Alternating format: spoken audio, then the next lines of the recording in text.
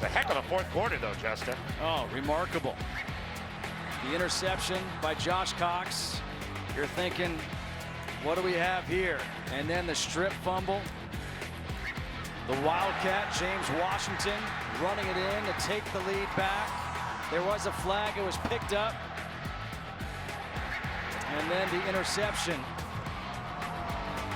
And defensive coordinator Glenn Spencer fired up as his defense got its second turnover in as many possessions.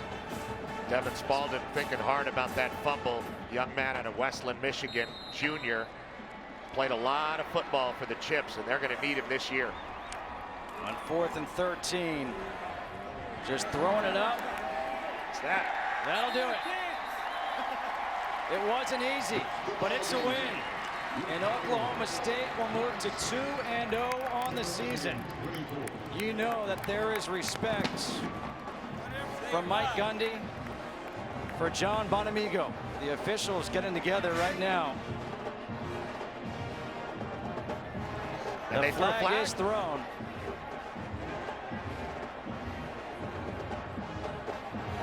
John Bonamigo's kept clapping. The Chips are still in it. Intentional grounding. Number 2 was still in the pocket, and there was no receiver in the area. That's a loss of down foul at the spot of the foul, and there will be one untimed down. Wow. First down, Central Michigan. You can't just throw it up, I guess. There wasn't anybody in the area. They didn't run anybody down the field, and I guess the officials knew exactly what the Cowboys were trying to do in this situation.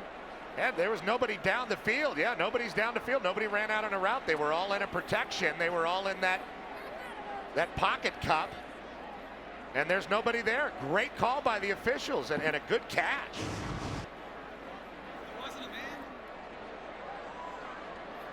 Well, this now is even more interesting. The Chips are still alive.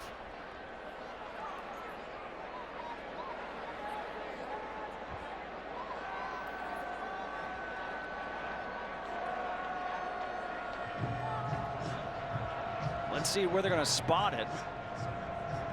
They're going to walk off the penalty. We're going to have an untimed down.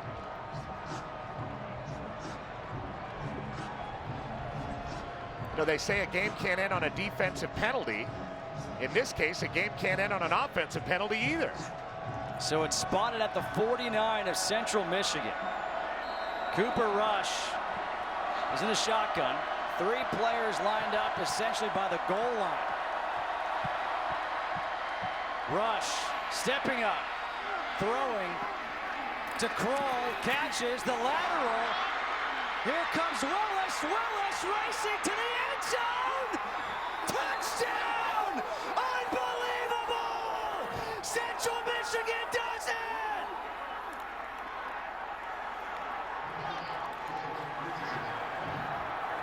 The ruling on the field is touchdown. The previous play is under further review. I've never seen anything like that. Cooper Rush did not have the arm strength to get the ball all the way down into the end zone for a conventional Hail Mary. So they get it to Kroll, who's able, while he's going down, to flip it to the former high school quarterback, Corey Willis, who ran about 50 yards across the field to take it to the house. 51 yards. Here's Kroll right here. You're going to see Rush put everything he can into it, and it's not going to get to the end zone. Kroll does a great job of getting and letting it go immediately. What a play, and it had to be called that way. They came out of the huddle expecting to do that and pulled it off. People here are blown away. Now, was he in the end zone clean?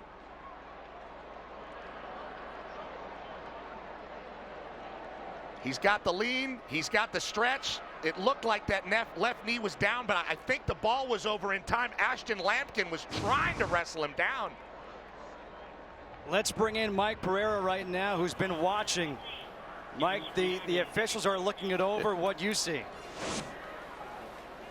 Yeah, I'll tell you, we've been having a real discussion here as to whether or not they should have extended this game for the one-play period, because the rule book does state that you don't extend for an offensive penalty if the offensive penalty includes loss of down.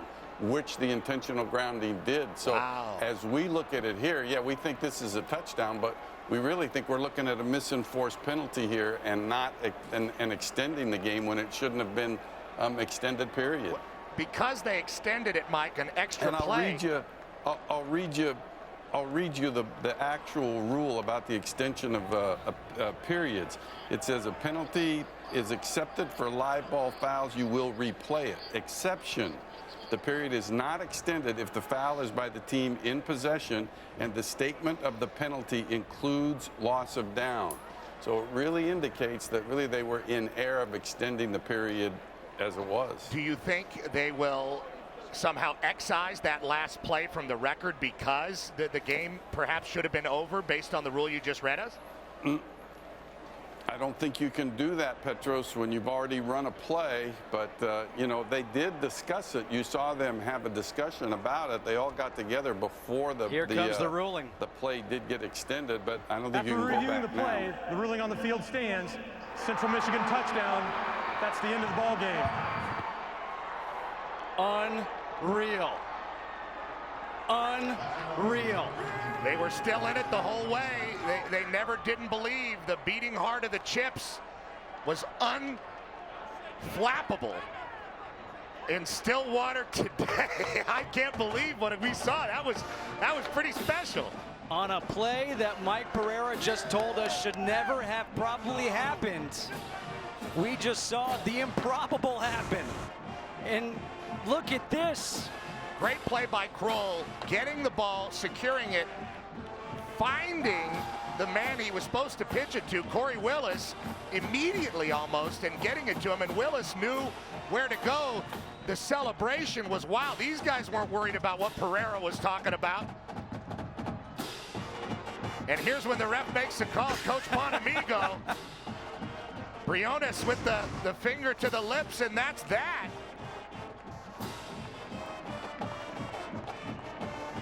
30-27, Central Michigan with the upset over Oklahoma State here in Stillwater. Still in shock. Right now, let's get you to Waco, SMU at Baylor. Tim Brando, Spencer Tillman, Bruce Feldman. Guys, hope you have as much fun as we just did. After an amazing game there at Stillwater with Central Michigan pulling one of the big upsets of the season thus far, we welcome you to Waco, Texas here at McLean Stadium